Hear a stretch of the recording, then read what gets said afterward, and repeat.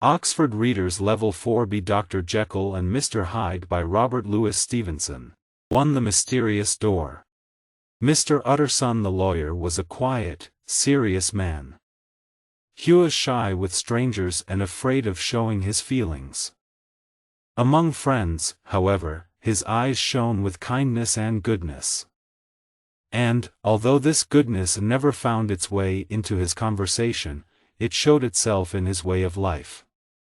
He did not allow himself many enjoyable things in life. He ate and drank simply and, although he enjoyed the theater, he had not been to a play for 20 years. However, he was gentler towards other men's weaknesses, and was always ready to help rather than blame them. As a lawyer, he was often the last good person that evildoers met on their way to prison, or worse. These people often carried with them memories of his politeness and fairness. Mr. Utterson's best friend was a distant cousin called Richard Enfield, who was well known as a fun-loving man about town. Nobody could understand why they were friends, as they were different from each other in every way. They often took long walks together, however, marching through the streets of London in companionable silence. One of these walks used to take them down a narrow side street in a busy part of London. It was a clean, busy, friendly street with bright little shops and shiny door-knockers. Near the end of this street, however, stood a dark, mysterious, windowless building. The door had neither bell nor knocker and looked dusty and uncared for.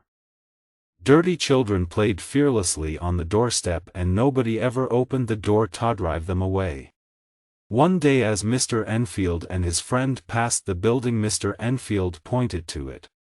"Have you ever noticed that place?" he asked. "It reminds him of a very strange story."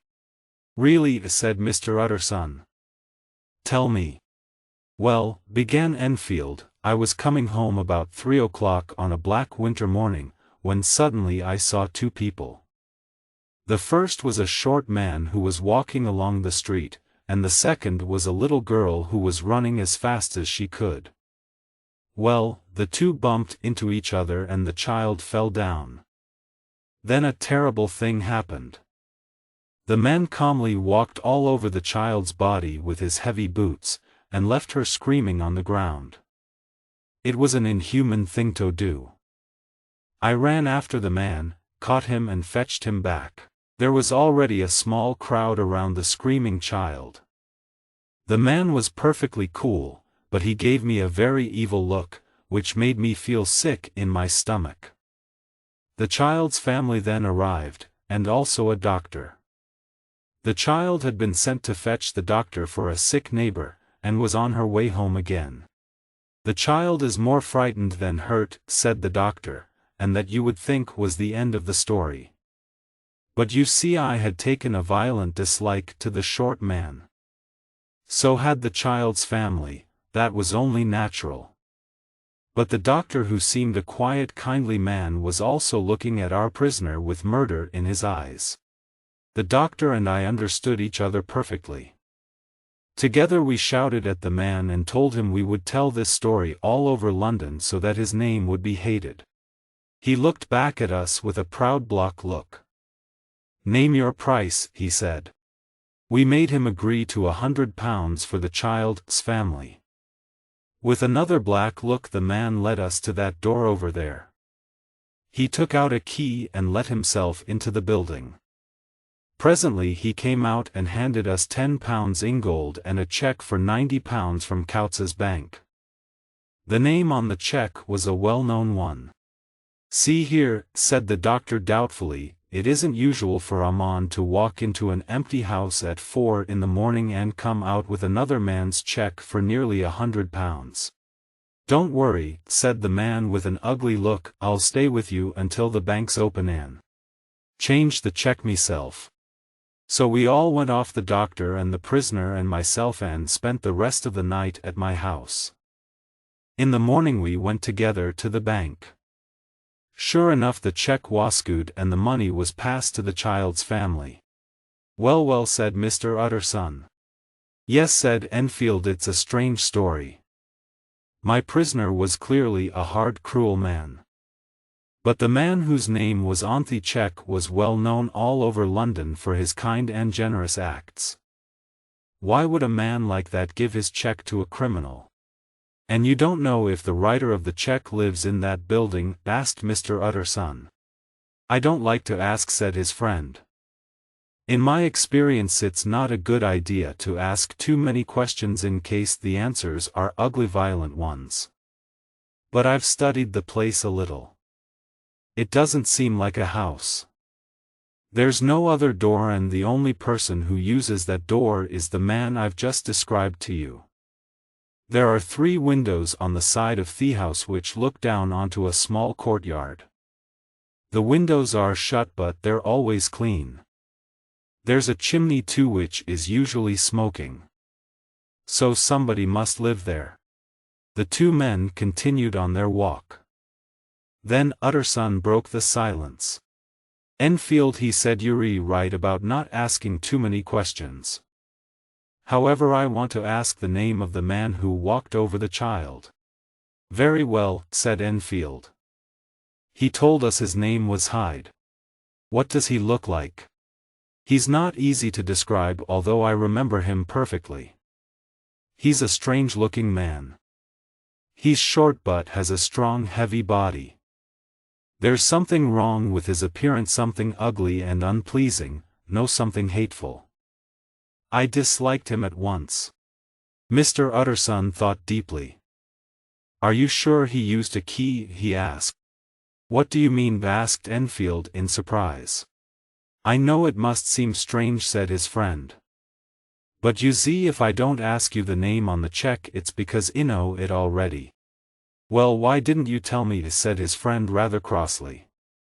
Anyway, he did have a key, and he still has it. I saw him use it only a week ago. Mr. Utterson looked at him thoughtfully but said nothing more. 2 In search of Mr. Hyde. After dinner that evening, Mr. Utterson went into his office and unlocked a cupboard. He took out an envelope. It contained the will of Dr. Henry Jekyll and was written in the doctor's own handwriting. If I die or if I disappear for more than 3 months, Thule began, I wish to leave everything I own to my dear friend Edward Hyde. This will had both worried and annoyed Mr. Utterson. To a lawyer it was an unusual and dangerous kind of will. It was bad enough when Edward Hyde was only an unknown name, but now that the lawyer knew something about Hyde, the will worried him more than ever. It had seemed like madness before, and now it began to seem shameful. With a heavy heart, Mr. Utterson replaced the envelope in the cupboard, put on his coat, and went to see his old friend Doctor Lanyon. Dr. Lanyon was enjoying his after-dinner coffee. "Come in, old friend," he cried. The 2 men had known each other since their school days. They sat for several minutes drinking coffee and talking companionably of this and that. At last Mr. Utterson mentioned the thoughts that were worrying him. "I suppose, Lanyon," he said, "that you and I are Henry Jekyll's oldest friends." "I suppose so," said Dr. Lanyon, "but I don't often see him now." "Really?" said Mr. Utterson in surprise. "I thought you and he were interested in the same things." "We were at one time," said Dr. Lanyon.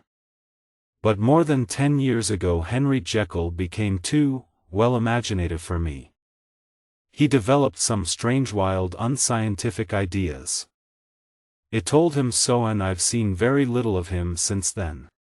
Mr. Utterson looked at his friend's red, angry face. Only a disagreement about some scientific question, he thought. It's nothing worse than that. Calmly he continued, "Did you ever meet a friend of Jekyll's, a man called Hyde?" "Hyde?" repeated Lanyon. "No, never." Soon the lawyer said good night and went home to bed, where he lay awake for a long time thinking about Enfield's description of Hyde and Dr. Jekyll's will. When at last he fell asleep, he was troubled by dreams. In his mind's eye he saw a faceless man marching over the child's body. Then he saw his old friend Jekyll in bed while the same faceless figure stood over him. The facelessness of that figure worried him deeply. "Very well, Mr. Hyde," said the lawyer to himself, "I will find you and I will see your face for myself." During the next few weeks Mr. Utterson spent many hours in the narrow street where Enfield had seen Hyde. He waited patiently near the mysterious door hoping for a sight of Mr. Hyde, and one dry clear winter night he was successful. The street was empty and silent and small sounds carried a long way. The lawyer heard footsteps. He stepped back into the shadows and waited. A short figure turned the corner and walked towards the mysterious door. Although Mr. Utterson did not see his face, he felt a strong, almost violent dislike for the stranger. Mr. Utterson stepped forward and touched him on the shoulder. "Mr. Hyde." "Yes, that's my name," said the stranger coolly. "What do you want? I see that you're going in." "I'm an old friend of Dr. Jekyll's. My name is Utterson." "You must have heard my name. May I come in with you?" "Dr. Jekyll is not at home," replied Mr. Hyde. "How did you know me?" he added sharply. "First let me see your face," replied the lawyer. Mr. Hyde hesitated for a moment, then he stood under the street light and the lawyer saw his face. "Thank you," said Mr. Utterson. "Now I shall know you again. It may be useful." "Yes," said Mr. Hyde, "it may indeed be useful. Here too is my address. You may need it one day." He gave the lawyer his address, which was in a poor part of London. "Good God," thought the lawyer, "does Hyde know about Jekyll's will? Is that what he's thinking of?" But he said nothing. "And now," said Mr. Hyde, "how did you know me?" "You were described to me." "Who did that?" "I know people who know you." "Who?" asked Mr. Hyde sharply. "Dr. Jekyll, for example," said the lawyer. "He never told you?" cried Mr. Hyde in sudden anger. "Don't lie to me." And before the lawyer could answer, he turned the key in the lock and disappeared into the house. Mr. Utterson stared at the closed door. "Why do I dislike him so much?" he said to himself. Enfield was right. There is something evil about the man. Poor Henry Jekyll, I'm worried about you. Your new friend will mean trouble for you. Round the corner from the narrow street there was a square of handsome old houses. One of these was Dr. Jekyll's house, and Mr. Utterson knocked at the front door. The servant answered and told him that Dr. Jekyll was not at home.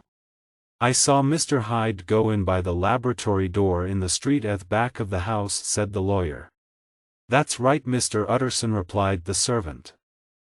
"Mr. Hyde has his own key and comes and goes when he likes.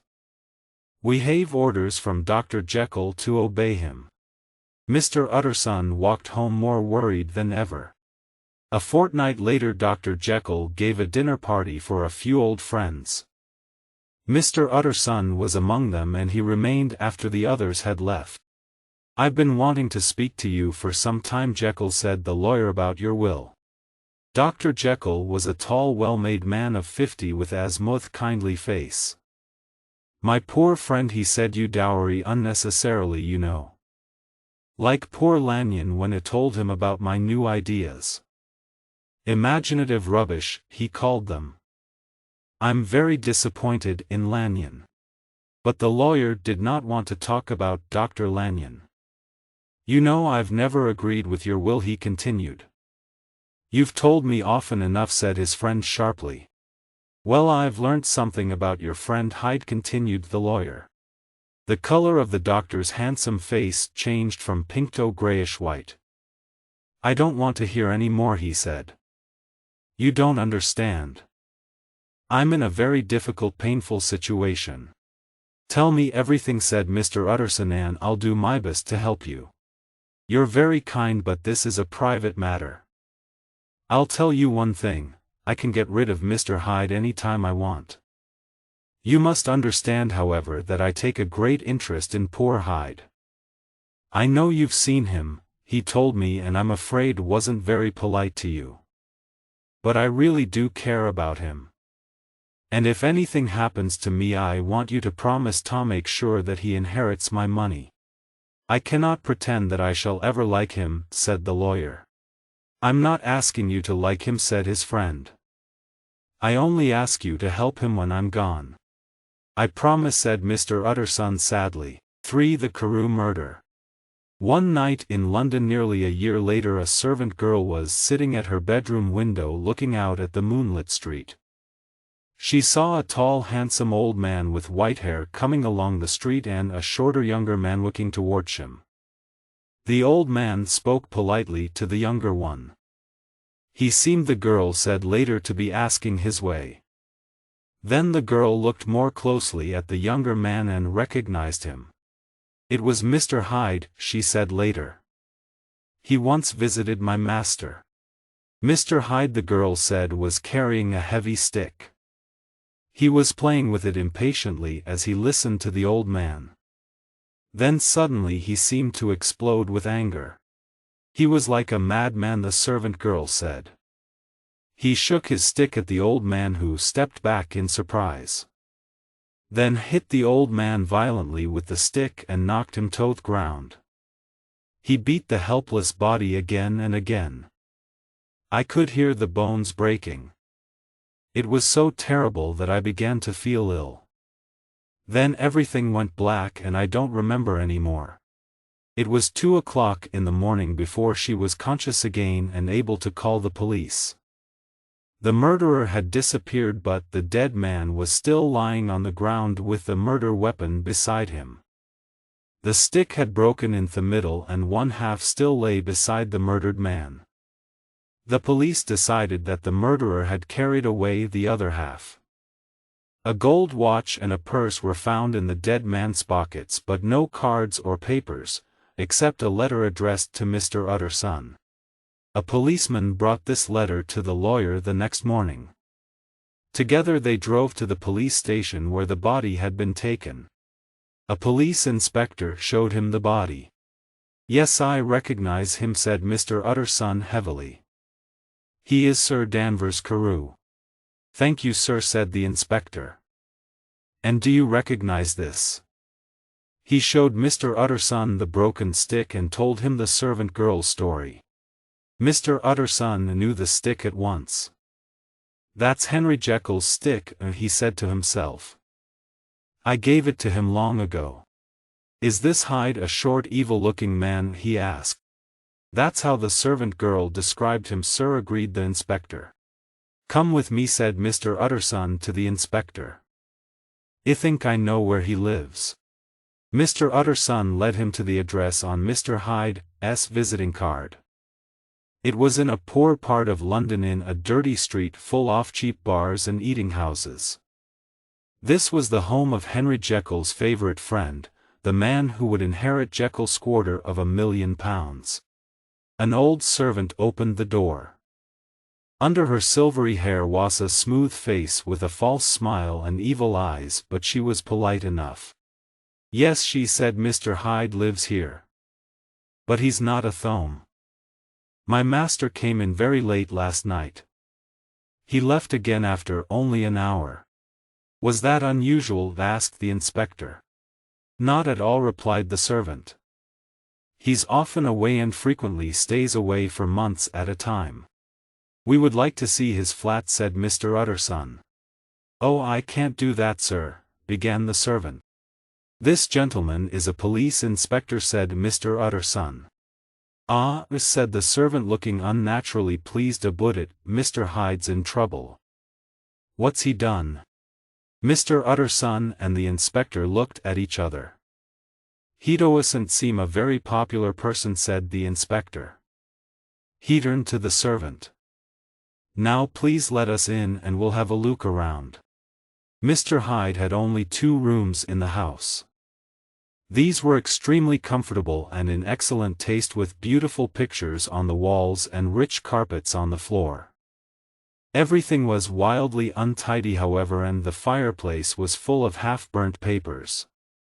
Among these the detective found part of 8K book. He also found the other half of the murder weapon. Excellent, he said. Now let's visit the bank and see if they recognize this checkbook. Sure enough, the bank held several £1,000s in an account in the name of Edward Hyde. We've got him now, sir, said the inspector. We've got the murder weapon and we've got his checkbook. Now we only need his description on the wanted notices. This was not so easy. There were no photographs of the wanted man and no two people could agree about his appearance. They all agreed on one thing, however. An evil man, sir, the servant girl said. You could see it in his face, for Dr. Jekyll receives a letter. Later that same afternoon, Mr. Utterson found his way to Dr. Jekyll's house. Jekyll's servant Poole let him in at once and took him through the kitchen and across the back garden to the laboratory behind the house. It was the first time that Mr. Utterson had seen his friend's laboratory and he looked around curiously. The old servant led Mr. Utterson through the laboratory and up some stairs to the doctor's private study above. This was a large room with tall glass-fronted cupboards, a large mirror and a big business-like table. A good fire burned in the fireplace and beside it sat Dr. Jekyll, looking white and ill.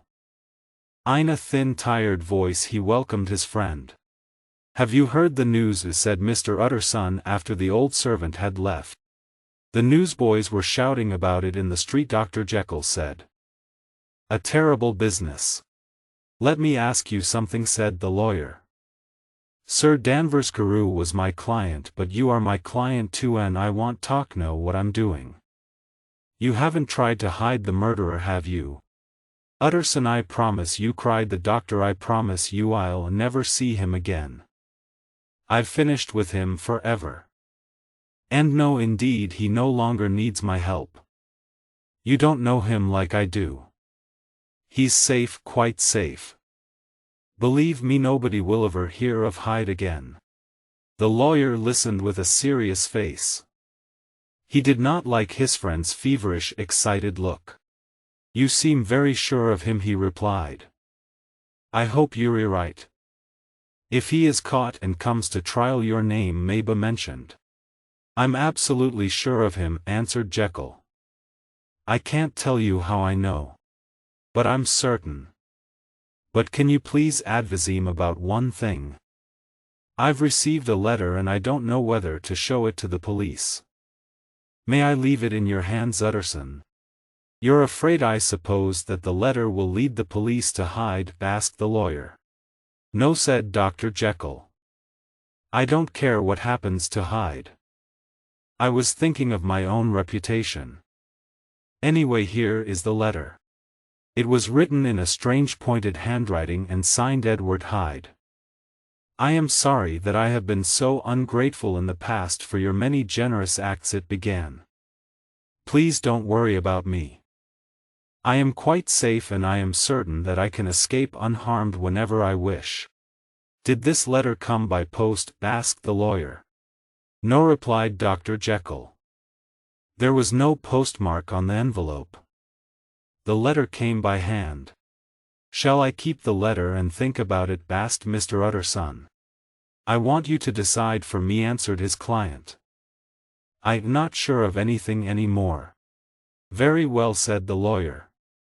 Now tell me, the part in your will about disappearing for 3 months or more. Was that Hyde's idea? It was, whispered Dr. Jekyll. He was planning to murder you, said the lawyer. You've had a lucky escape. I've had a lesson too, said his client in pain and sadness. Oh, what a lesson! And he covered his face with his hands. On his way out of the house, the lawyer stopped and spoke to Poole. By the way, he said, a letter was handed in today for your master. Who brought it and what did he look like? Nobody came except the postman, sir, said the servant in surprise. That worries me, thought Mr. Utterson as he walked home. Clearly the letter arrived by the laboratory door, perhaps it was even written in the study. I must think about this carefully. In the street the newsboys were still shouting, read all about it. Terrible murder. The lawyer's thoughts were sad. One of his clients was dead and the life and reputation of another were in danger. Mr. Utterson did not usually ask anyone for advice. Today, however, was different. That evening he sat by his fireside with his chief clerk Mr. Guest beside him. The lawyer and his clerk had worked together for many years and knew and understood each other. Also, Mr. Guest had been involved in business with Dr. Jekyll and knew him well. Outside it was foggy and dark, but the room was bright and warm, and there was a bottle of good whiskey on the table. "This is a sad business about Sir Danvers Carew," said Mr. Utterson. "Yes, indeed, sir. The murderer was a madman, of course." "I would like your opinion about that," replied the lawyer. "I have a letter from the murderer here." Mr. Guest was interested in the study of handwriting. His brightened at once.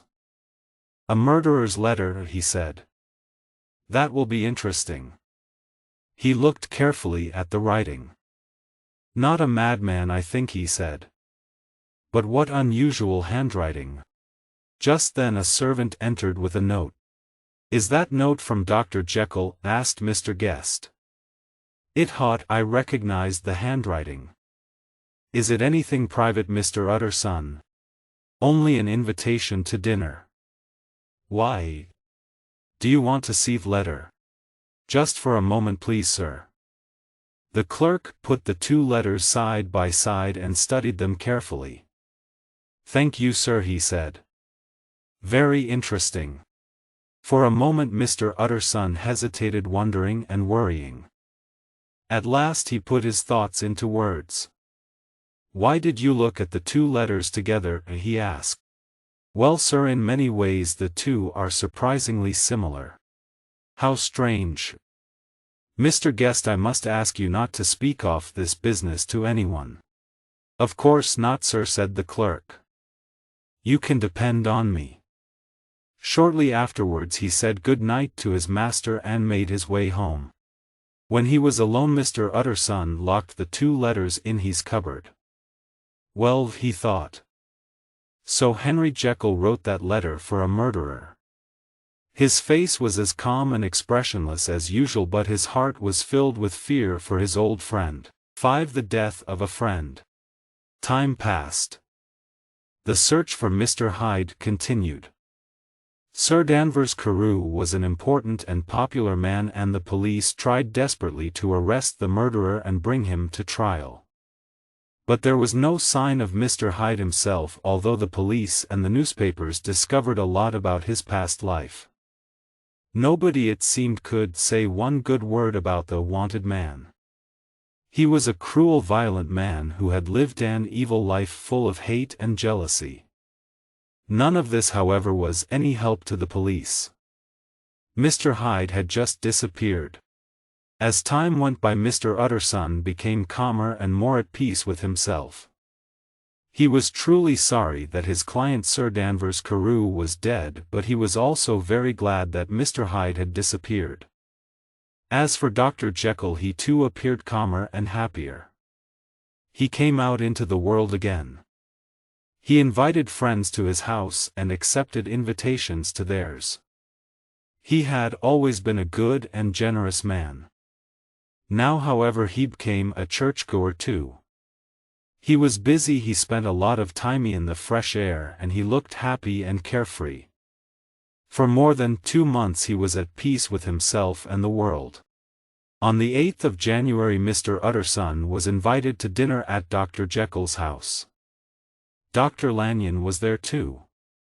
This is quite like old times, thought the lawyer as he watched Dr. Jekyll smiling at Dr. Lanyon.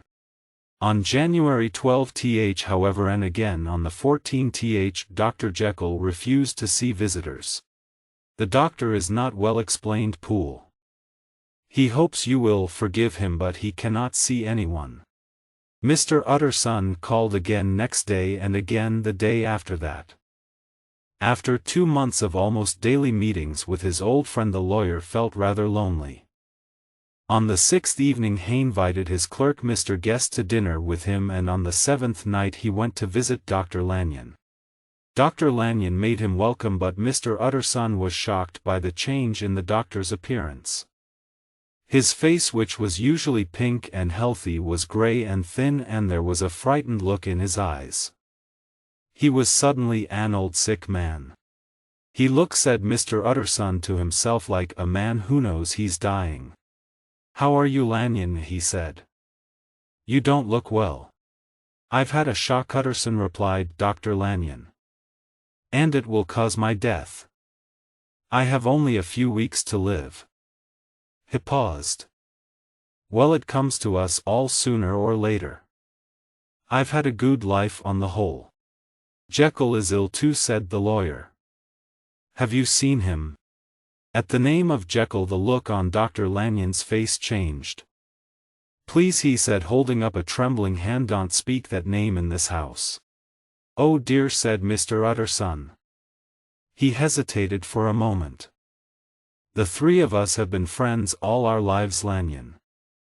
We're too old now to make new friends. Can't you forgive and forget?" "Perhaps I can help." "Nothing can be done," replied Dr. Lanyon. "Ask him yourself. He won't let me into the house." "That doesn't surprise me. One day, Utterson, after I am dead, you will perhaps learn the full story.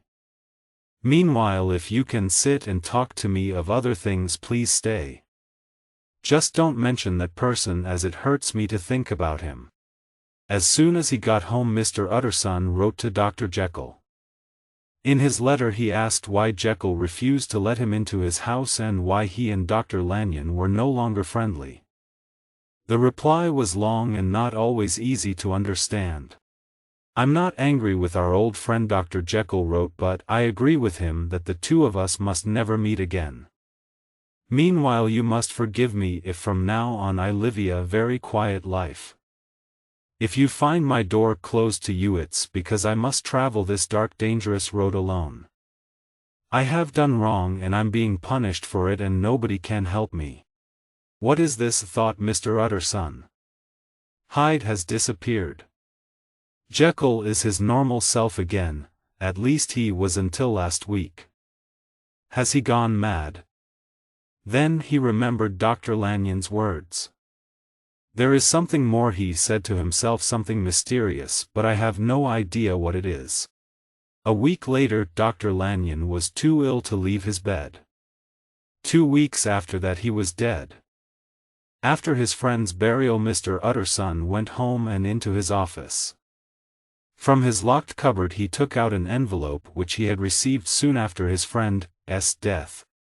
In Dr. Lanyon's handwriting he read G. J. Utterson. Private. The lawyer turned the envelope over and over in his hands before he opened it. What terrible news could it contain? With trembling hands Mr. Utterson opened the envelope.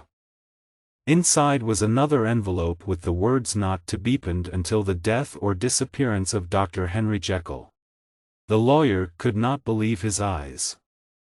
Death or disappearance, the words were the same as in Dr. Jekyll's will.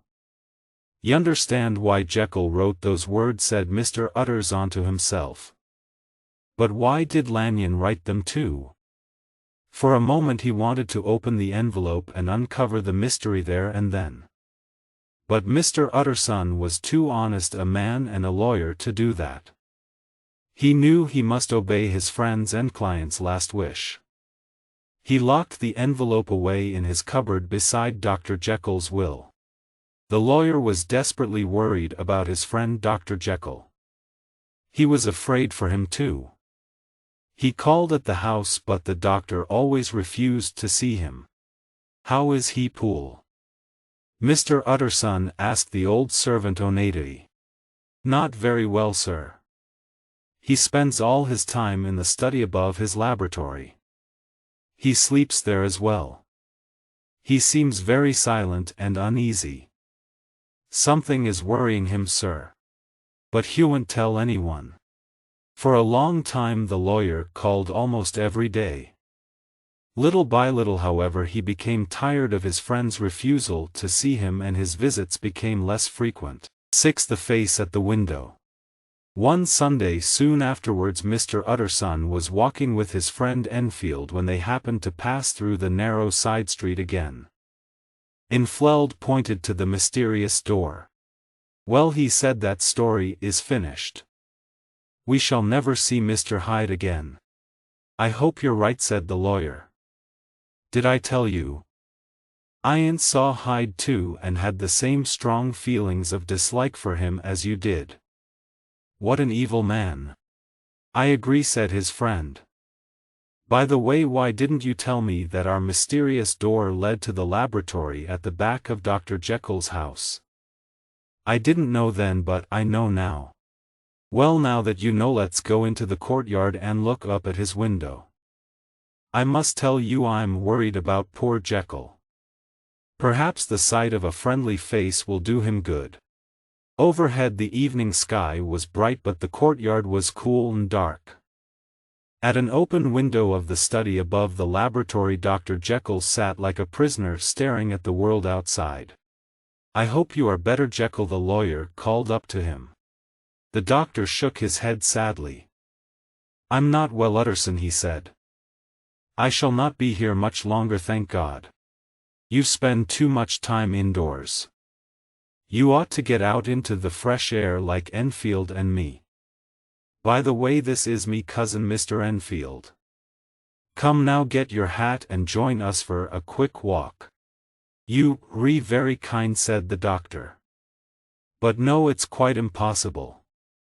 I would like to invite you and Mr. Enfield inside, but the place is not very tidy." "Well then," said the lawyer gently, "we can talk to you from here."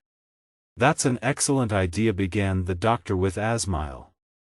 But suddenly the smile left his face and was replaced by an expression of hopelessness, fear and horror.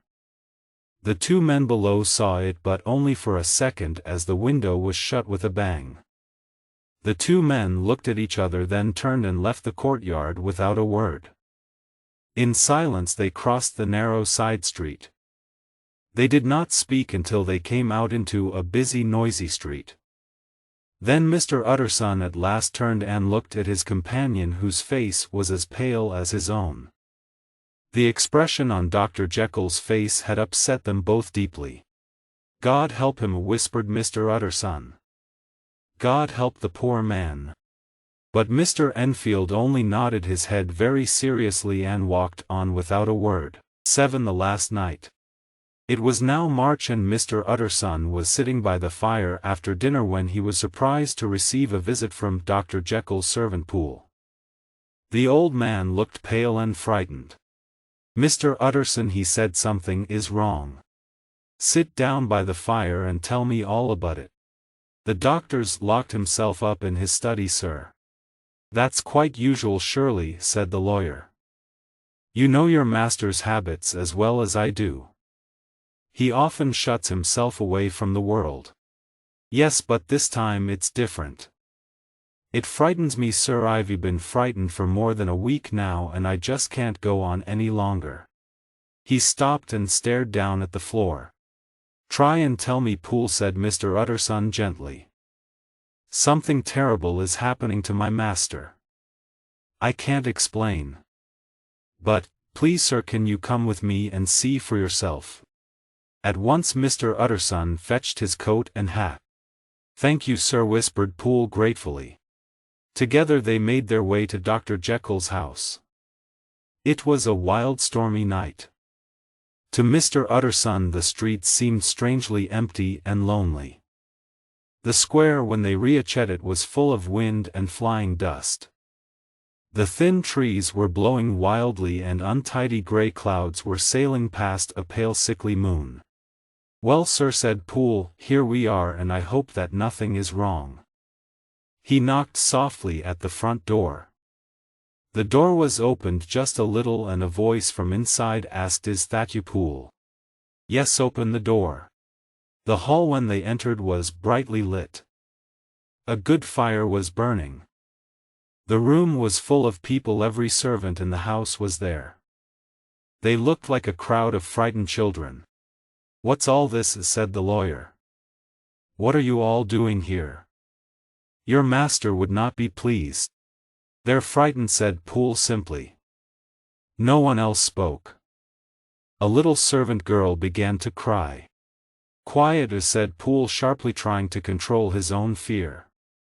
"Now fetch me a light and we'll finish this business at once." "Mr. Utterson, sir, please follow me."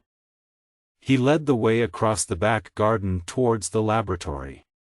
"Come as quietly as you can, sir. I want you to hear, but I don't want him to hear you. And sin if he asks you to go inside, don't go." Mr. Utterson's heart gave a little jump of fear, but he bravely followed the servant into the laboratory to the bottom of the stairs. "Wait here, sir, and listen carefully," whispered Poole. He himself, again controlling his fear, climbed the stairs and knocked on the study door. "Mr. Utterson would like to see you, sir," he called. "Tell him I cannot see anyone," said a voice from inside the study. "Thank you, sir," said Poole. He led Mr. Utterson back across the garden and into the house. "Sir," he said, "was that me master's voice?" The lawyer's face was pale. "It has changed," he said. "Changed?" "You're right," said Poole. "I've worked for Doctor Jekyll for 20 years. That was not my master's voice. Someone has murdered my master. 8 days ago we heard his voice for the last time." "Dear God," he cried then no more. "The voice you heard just now was the voice of his murderer." "This is an extraordinary story, my good man," said Mr. Utterson. He tried hard to appear calm. "If Dr. Jekyll has been murdered, why is his murderer still there? What reason could he possibly have for staying? Perhaps you don't believe me, sir, but I know what he heard. For a week now the person or thing in that study has been crying night and day for some special chemical powders. My master was in the habit, when he was particularly busy with his scientific work, of writing orders on pieces of paper and leaving them on the stairs. We've had nothing else this week, nothing except written orders and a locked door. I've been to every chemist in town in search of these chemicals of his, but they were never right. They weren't pure enough," he said. "I had to take them back to the shop, and try another chemist. I don't know what these chemicals are, but the person in that study wants them terribly badly." "Did you keep any of these written orders?" asked Mr. Utterson. Poole reached in his pocket and brought out a note. The lawyer read it carefully.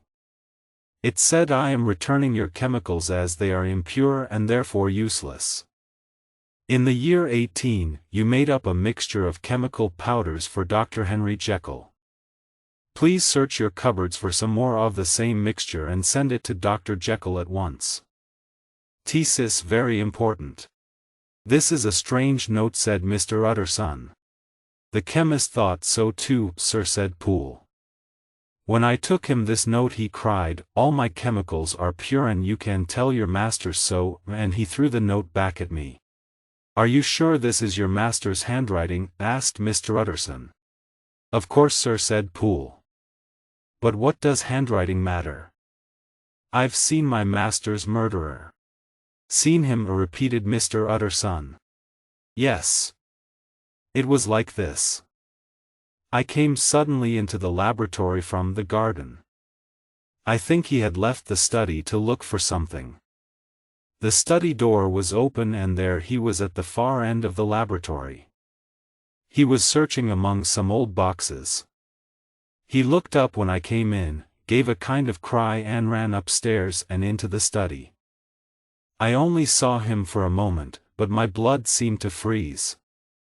Sir, if that was my master, why was he wearing a mask over his face? If it was my master, why did he cry out like a trapped animal and run away from me? I've been his servant for 20 years. And then, Poole paused, and covered his face with his hands, too upset to speak. "This is all very mysterious," said Mr. Utterson, but I think I begin to understand. Your master Poole is ill. And the illness has changed his appearance. Perhaps that also explains the change in his voice. It certainly explains the mask and the way he has been avoiding his friends. And of course he's searching for these chemicals because he believes they will make him well again. Dear God, I hope he's right. Poor Jekyll, that is my explanation. It's sad enough, Poole, but it's normal and natural and there's nothing to be alarmed about. Sir, said the servant, that thing was not my master. My master is a tall, fine, well-built man. The stranger was much shorter. Sir, I have been with my master for 20 years and I know his appearance as well as I know my own. No, sir, that thing in the mask was never Dr. Jekyll, and I believe that he had murdered my master. Poole, said the lawyer, if you say that I must make sure. We must break down the study door. You're right, Mr. Utterson, cried the old servant. Very well. Will you help me? If we are wrong, I'll make sure that you're not blamed for it. There's an axe in the laboratory, suggested Poole. You realize, Poole, said Mr. Utterson, that this may be dangerous for us both. Let us now be honest with each other. This masked figure that you saw, you're certain that it was not your master? That's right, sir. Did you in fact recognize it? Well, sir, it was all so quick that I'm not really sure. But well, I think it was Mr. Hyde. It was short like Mr. Hyde and it moved in the same light, quick, active way. And who else could come in by the laboratory door from the street? You must remember, sir, that at the time of the Carew murder Mr. Hyde still had the laboratory key with him. But that's not all. Mr. Utterson, did you ever meet Mr. Hyde? Yes, replied the lawyer. I once spoke with him. Then you will know, sir, that there is something strange about Mr. Hyde, something evil. I agree with you, said Mr. Utterson. I felt something like this too. Yes, sir. Well, when that thing in the mask jumped out from behind the boxes and ran up the stairs, I had exactly the same feeling. That thing behind the mask was Mr. Hyde. I understand, Poole, and I believe you, said the lawyer slowly. And I believe poor Henry Jekyll has been murdered. I believe too that his murderer is still hiding in the study. Now, Poole, let's go and make an end of it. Together they went out into the back garden. The clouds had covered the moon and it was now quite dark. As they passed silently by the wall of the laboratory, they stopped and listened. Further away they could hear the everyday noises of a London evening. From the study above them, however, came the sound of footsteps moving backwards and forwards across the floor. It walks like that all day, sir, whispered Poole. Yes, and most of the night too. It only stops when some more chemicals arrive from the chemist. Ah, sir, listen to that. Do you think those are my master's footsteps? The short light steps were indeed very different from Henry Jekyll's long heavy ones. Have you anything else to tell me, Poole? asked the lawyer heavily. Once, said Poole, I heard it weeping. Weeping, repeated Mr. Utterson in horror. Weeping like a lost child, said the old servant. It tore my heart. I felt like weeping too. Well, said the lawyer, we have a job to do. They went into the laboratory and climbed the stairs to the study. Jekyll called the lawyer in a loud voice, I must see you. He paused for a moment, but there was no reply. If you refuse to let me in, then I'll break down the door. Utterson, said a voice from inside the study, I beg you to leave me alone. That's not Jekyll's voice, shied Mr. Utterson. It's Hyde's. Break the door down, Poole. The axe rose and fell. The door shook and a scream of pure fear like a trapped animal rang from the study. Again the axe crashed against the door. But the wood was strong and the lock was well made.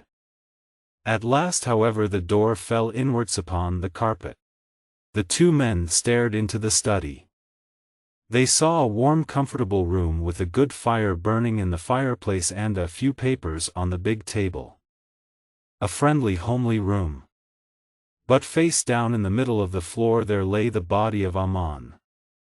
The lawyer turned it over on its back and saw the face of Edward Hyde. He was dressed in clothes that were much too large for him, and in his hand he held a small bottle. The lawyer shook his head. "He's taken poison, Poole," he said. "I fear we've come too late to save Dr. Jekyll and too late to punish his murderer too. Now we must find your master's body." They searched everywhere, but there was no sign of Henry Jekyll, dead or alive. "Perhaps your master has escaped," said Mr. Utterson hopefully. He went to check the door from the laboratory into the narrow side street. It was locked and covered with dust. On the floor nearby he found a broken key.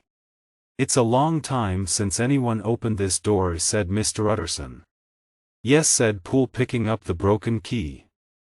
"So how did Hyde get in?" "This is too difficult for me, Poole," said the lawyer. "Let's go back to the study." They searched the study again. "Look, sir," said Poole, pointing to a small Babel in the corner. There were bottles of liquid and some white powders lying in saucers. He was testing his chemicals here. One of the doctor's books was lying on the floor. Its cover was torn off. The lawyer picked it up. Dr. Jekyll loved his books and always took great care of them. But he had written all over this one. The handwriting was unmistakable before tearing it and throwing it on the floor. Then the lawyer noticed the tall mirror on the wall between the glass-fronted bookshelves. "How strange," said Mr. Utterson. "Why did Jekyll want a mirror in his study?" Next they turned to the desk and found a large packet addressed to Mr. Utterson. The handwriting was Dr. Jekyll's. The lawyer opened the packet and 3 envelopes fell out onto the floor. The first contained a will. It was like Dr. Jekyll's first win in every way except one. The doctor had left all his money not to Edward Hyde but to Gabriel John Utterson. The lawyer looked at the will, then at Poole, and finally at the dead man on the floor. "I just don't understand," he whispered. "Hyde has been here all this time. Why didn't he destroy this will?" He picked up the next envelope. It contained a short note in the doctor's handwriting. Mr. Utterson saw the date. "Poole," he cried, "this is today's date on the letter. Jekyll was alive here today. He can't be dead. He has run away or is hiding somewhere. And if so, why? If he's alive, can we be sure that Hyde killed himself? We must be careful. Poole, or we may involve your master in some terrible danger." "Why don't you read the note, sir?" asked the servant. "Because I'm afraid," said the lawyer in a worried voice. Slowly he lifted the letter and read. "My dear Utterson, if you are reading this, it means that I have disappeared. Please go home and read Lanyon's letter. Afterwards please read the confession of your unfortunate and unhappy friend, Henry Jekyll." "This must be the confession," said Mr. Utterson to himself, picking up the third and largest envelope. He put it in his pocket. "Say nothing about these papers, Poole," he said. "If your master has died or disappeared, this paper may save his reputation. It's now 10 o'clock. I must go home and study these papers in peace and quiet, but I shall come back here before midnight and then we shall send off the police." They went out, locking the laboratory door behind them. With a heavy heart Mr. Utterson walked home to read his letters. Dr. Lanyon's letter. Dear Utterson, "4 days ago on the 9th of January I received a letter by the evening post. It was in the handwriting of my old friend Henry Jekyll. I was rather surprised, as we were not in the habit of writing to each other and I had had dinner with him the night before. When I came to read the letter I was even more surprised. The letter said, 'Dear Lanyon, you are one of my oldest friends. Although we have sometimes disagreed on scientific matters, I have always remained your friend. I would do anything for you, Lanyon. Please, will you do something for me now? Please, old friend, come to my house at once. WTH. This letter in your hand. Poole, my servant, has his orders. Hugh will be here with a locksmith. Break the lock of my study door, and then you must go in there alone. Open the glass-fronted cupboard on the left-hand side and look on the fourth shelf from the top. On it you will find some packets of chemical powders, a small bottle, and a book. Please take everything back to your house. If you leave as soon as you receive this letter, you should be back home before midnight. At that time you will receive a visit from a man. Please give him the bottle, the powders, and the book, and I shall always be grateful to you. Do not fail me, Lanyon. Believe me, my life and my peace of mind depend on you. I am in fearful danger, and only you can save me. Your friend, Henry Jekyll.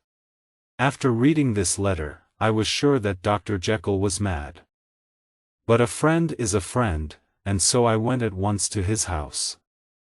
Jekyll's servant had received by the same post a letter similar to mine, and he was waiting for me with the locksmith. Together we went through the old laboratory and climbed the stairs to the doctor's private study. The door was very strong, with an excellent lock, but the locksmith knew his job. Soon the door stood open and I entered the study. I opened the cupboard and found the shelf. Sure enough, the powders, the bottle, and the book were there, and I took them home with me. At home I looked at everything more carefully. There were several packets of white powder and a bottle of red, strong-smelling liquid. The book contained nothing except a list of dates, going back several years. The last date was nearly a year ago. Here and there the doctor had added a few words. The word "double" appeared very early in the list, followed by the word "failed." Double appeared in the list several more times. What was Jekyll doing? The book looked like a list of unsuccessful experiments. How could I, by taking these things to my house, save my friend's life and peace of mind? And what was the reason for this midnight visitor? I put my old gun in my pocket, then I put everything in a box for my midnight visitor to collect. At midnight exactly there was a knock on my door. A short man was standing in the shadows. "Are you from Dr. Jekyll?" I asked. He bent his head. Although I could not see his face, there was something unpleasing about him, and I was glad I had a weapon. I invited him into the house, and there in the bright light I took a closer look at him. His appearance was extremely strange. His clothes were well made and expensive, but they were far too large for him. He looked like a child wearing his father's clothes, but there was nothing childlike about this man. He was short, as I have said, but very strong at the same time. There was a look of sickness and horror about him, and his face was a mask of pain, violence, and hate. As a doctor I could perhaps feel sorry for him, as a Mao I felt only fear and dislike. "You got it," said the stranger impatiently, reaching out his hand and touching my arm. His touch made my blood run cold. I shook off his hand. "Come, sir," I said calmly. "Sit down and introduce yourself." "I apologize, Dr. Lanyon," the stranger said more politely. "Dr. Henry Jekyll sent me here on an important matter. I have to collect something from you." I gave him the box. He took it with trembling hands. At last he cried. He turned to me. His face was deathly pale. "Have you a medicine glass?" he asked. I gave it to him. He put a little of the red liquid in the glass and added a packet of powder. A small cloud of smoke rose from the glass, and the color of the liquid changed from red to purple, and from purple to a watery green. The stranger put the glass down on the table and looked sharply at me. "And now," he said, "choose carefully. You can leave the room now. Or you can stay and experience something new, something unknown to science. You can be rich, famous and successful if only you will believe. Sir, I said, trying to remain calm. I don't understand what you're trying to say, and I think you are probably mad, but I will stay. Very well, said the stranger. Now remember your promise. You've been an unbeliever all your life. You laughed at Dr. Jekyll's ideas and called them unscientific rubbish. Now see for yourself. He put the glass to his lips and drank the liquid. His whole body shook and jumped and he almost fell. He held on to the edge of the table, breathing fast through his open mouth. I watched. His whole body seemed to change. He seemed to become taller, fatter. His face turned black and its shape began to change. The next moment I jumped back against the wall, trembling with fear and horror. There before my eyes, pale and shaken and sick, stood Henry Jekyll. I cannot make myself write down the things that Jekyll, with tears in his eyes, confessed to me that night. Now fear and horror are my only companions. Sleep has left me and I feel that I have not long to live. As I write, I wonder, did I imagine it all? As a scientist, I cannot believe it, but I saw it happen with my own eyes. I will say just one thing more, Utterson. The evil thing that came into my house that night, as Jekyll told me, was known by the name of Hyde and was wanted by the police for the murder of Sir Danvers Carew. Hasty Lanyon. With fear in his heart, Mr. Utterson put away Doctor Lanyon's letter and then opened the confession of Dr. Henry Jekyll. 9. Dr. Jekyll's confession.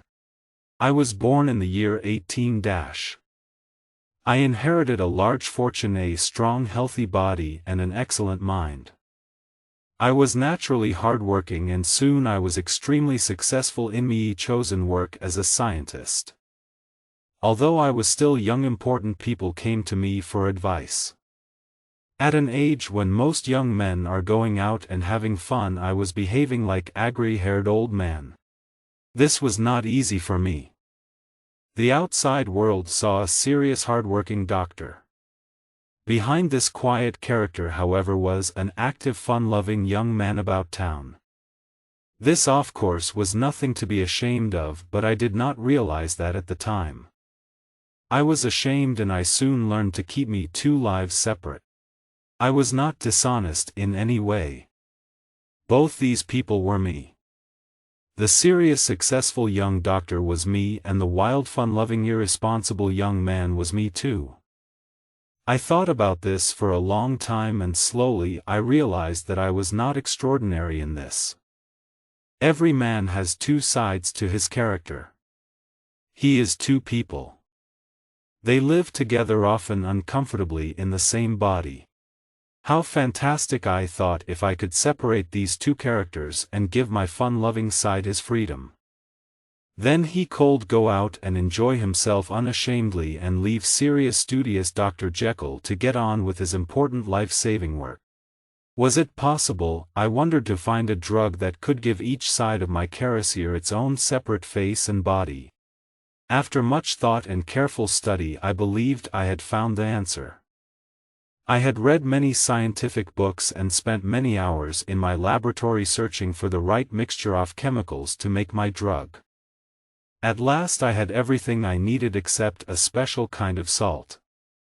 I bought some from a chemist and then I was ready. I hesitated for a long time before I began my experiment. Only a small mistake in the mixture of the drug could mean immediate death. But in the end my wish to know was stronger than my fear. And so late one disastrous night I mixed everything together and prepared my drug. I watched the smoke rising from the liquid as it changed color from red to purple and at last to green. Then bravely I drank every bitter drop. I felt a violent sickness in my stomach and a terrible pain in all my bones. The room seemed to turn round and it trembled with fear. Then the fear and pain disappeared and a strange sweet feeling took its place. Wild thoughts danced through my mind. They were not good serious thoughts, they were the wild passions of an evil and cruel stranger. But inside myself I felt younger, lighter, more carefree than ever before. If this is pure evil, I thought, I like it. I stood there, enjoying these strange new thoughts and passions, and suddenly realized that I was shorter. At that time there was no mirror in my study.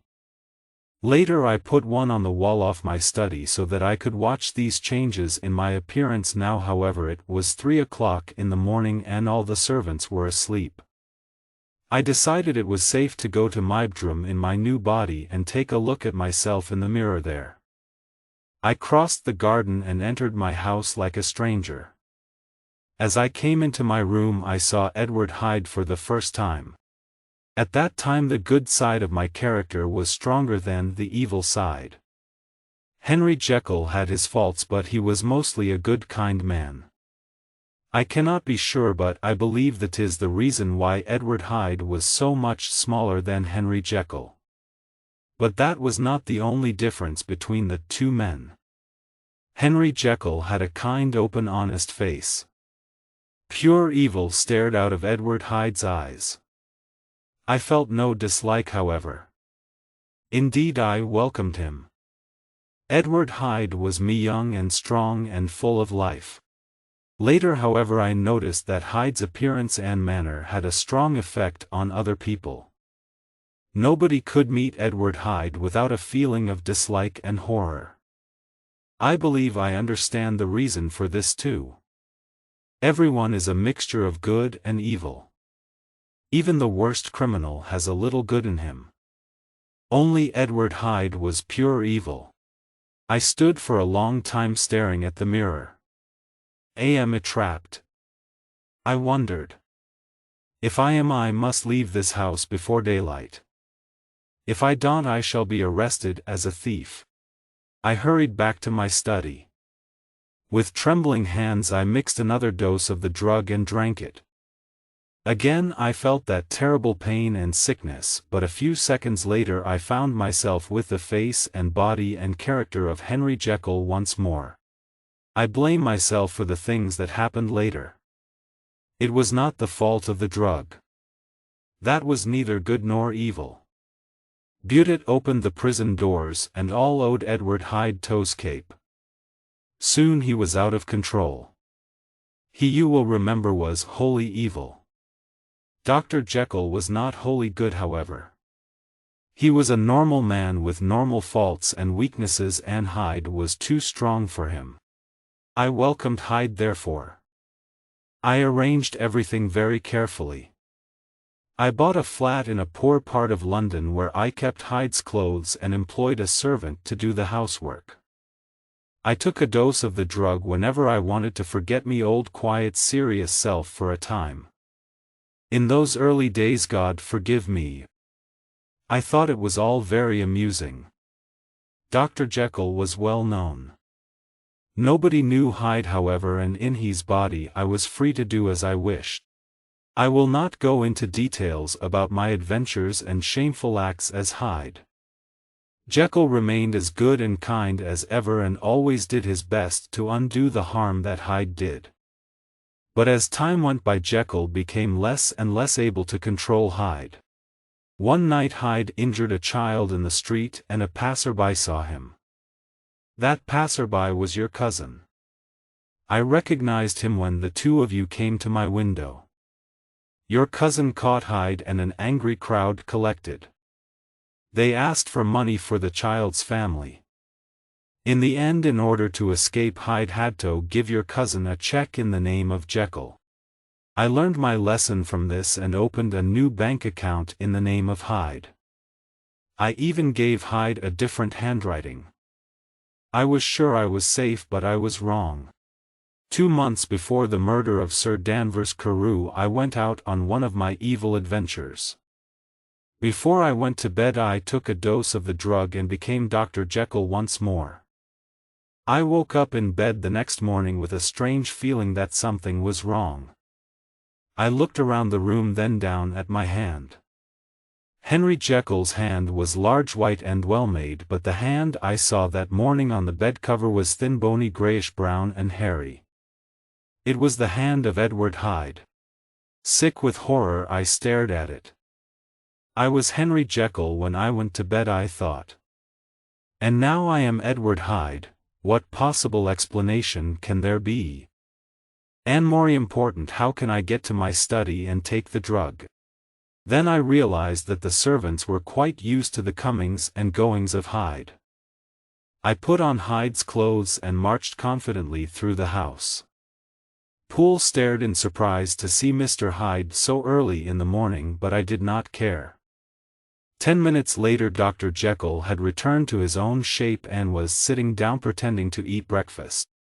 Too worried to eat, I sat there thinking hard about my situation. I realized that in recent weeks Hyde had become bigger and stronger both in body and character. What will I do, I thought. Hyde takes control. It hot about the drug. Once in the early days it had failed completely, and sometimes I had had to take a double dose before I changed into Hyde. Now however it was quite easy to become Hyde. The problem was to become Jekyll again after me adventures. My good self and my evil self were fighting for me, mind and body, and my evil self was winning. I knew I had to choose between the two, and I chose Dr. Jekyll. Perhaps I was not wholly serious about this, however, because I did not sell Hyde's flat or destroy his clothes. For 2 months I lived the life of a quiet and responsible man. But soon I began to miss Hyde, his strong young body, his love-off life, and his dark adventures in the narrow, nameless streets of London. One night when my life as Jekyll seemed impossibly dull and boring, I mixed a dose of the drug and drank it. It was like opening the door of a cage and letting a wild animal escape. That night I became a madman, and beat Sir Danvers to death for no reason at all. I felt only a wild delight as I hit his body again and again. Afterwards I ran to the flat and destroyed all my papers. I was not ashamed of my crime. Instead, I was filled with a high, sweet excitement. I relived the murder as I walked back home through the streets. I felt strong and masterful. Edward Hyde had a song on his lips as he mixed a dose of the drug. "Your very good health, Sir Danvers," he laughed as he drank. A moment of terrible pain, then poor Henry Jekyll fell to his knees and begged God to forgive him. When I was myself again I locked the door that led from the street to my laboratory. I broke the key and threw it away. "Goodbye forever, Mr. Hyde," I whispered. The next day the news of the murder was all over London. The servant girl had seen the crime and recognized Mr. Hyde. My other self was wanted by the police. In some ways I was glad. Now Hyde could not show his face to the world again. If he did, every honest man in London would be proud to report him to the police. Once again I led a busy, responsible and almost happy life, until one fine clear January day. I was sitting on a seat in the park enjoying the sunshine when suddenly I felt deathly sick. I began to tremble all over. Soon however I felt well again, not only well but young, strong and fearless. I looked down, and my clothes were suddenly too big. The hand on my knee was the bony, hairy hand of Edward Hyde. It was so sudden. One moment I was a famous and popular doctor, the next I was a violent criminal who was wanted for murder. How could I get to my study to take the drug? I had locked the street door to my laboratory and broken the key. I could not, therefore, enter from the street. I could not go in through the house because of the servants. I needed help from outside.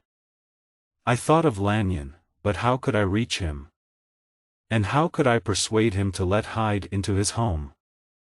How, too, could I persuade him to break into Dr. Jekyll's private study?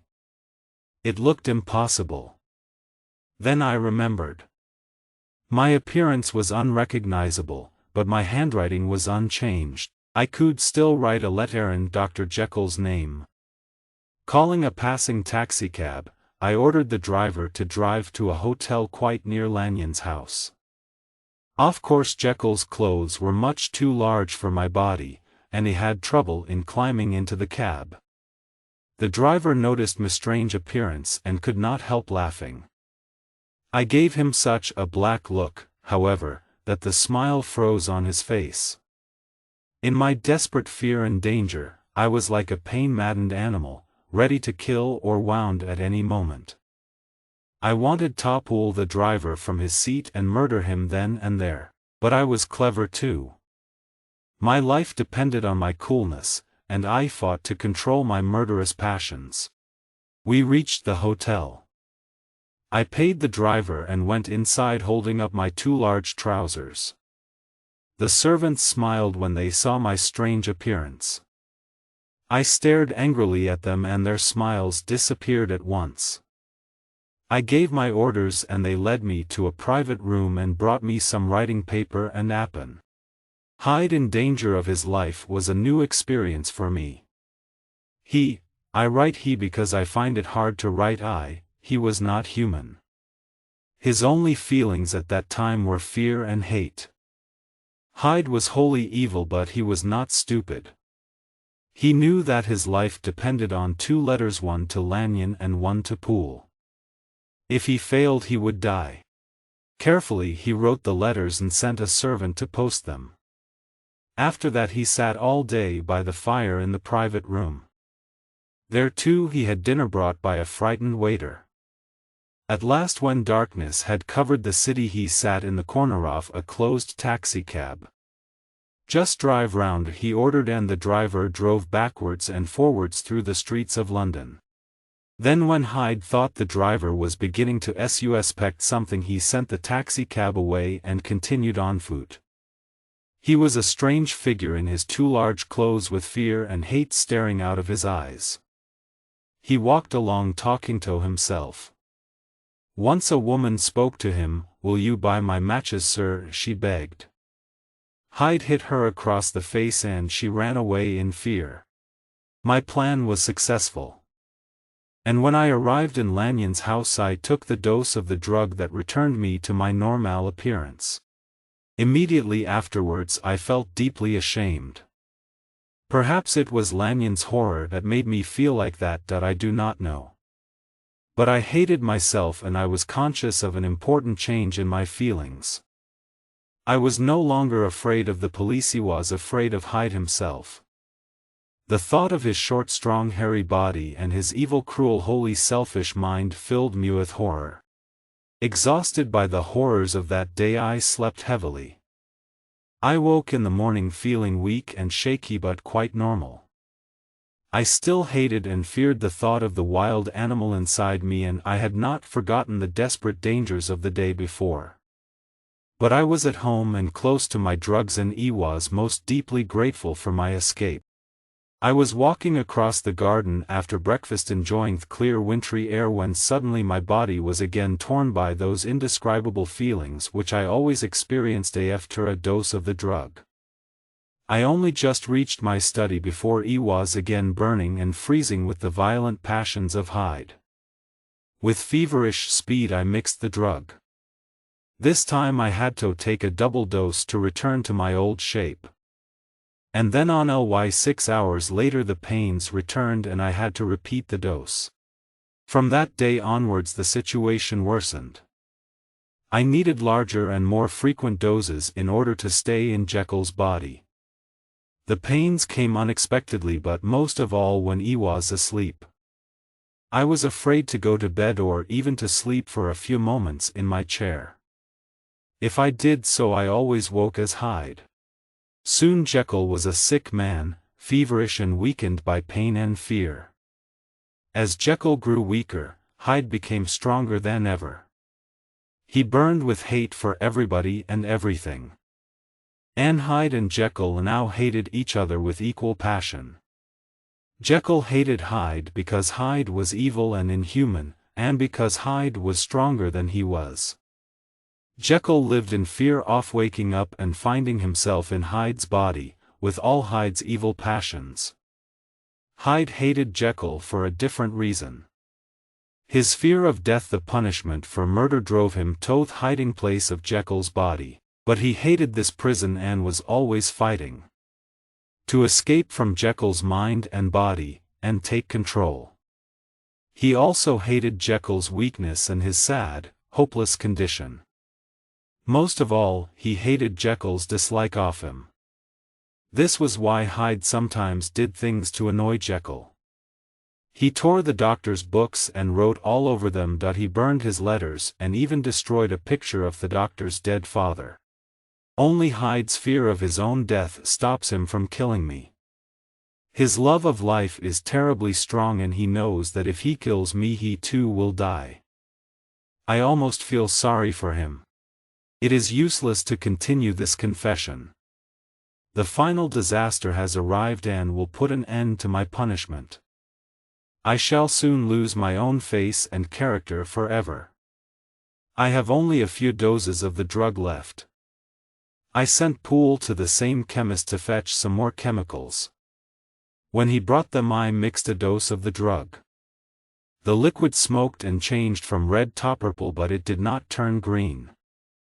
I drank it and looked in the mirror. But there was no effect. Edward Hyde's face still stared back at me. I expect Poole has told you that I have searched London for the chemicals I need. It is no good. I have decided that the first chemicals I bought were not absolutely pure. By accident they contained something unknown to myself or to the chemist that prepared them. And that unknown something made my drug effective. So my drug was an accidental discovery that cannot be repeated. About a week has passed. I have used the last of the old chemicals, and for the moment I am Henry Jekyll again. But I cannot write much more. I have very little time. If Hyde returns while I am writing this confession, he will tear it to pieces to annoy me. If I finish it, however, he will probably not notice it. He lives only for the moment, and he is already a changed man. He is like a trapped animal now. He sits in my care trembling and weeping with hate and fear. All the time he listens for the policeman's knock at the door. Will he be caught at last, and put to death? Or will he be brave enough to take a dose of poison at the last moment? Well, that is not my business. This is the true hour of my death. When you read this, the Henry Jekyll you know will be dead. The rest of the story is about Edward Hyde. Now as I put down my pen, I bring the life of unhappy Henry Jekyll to an end.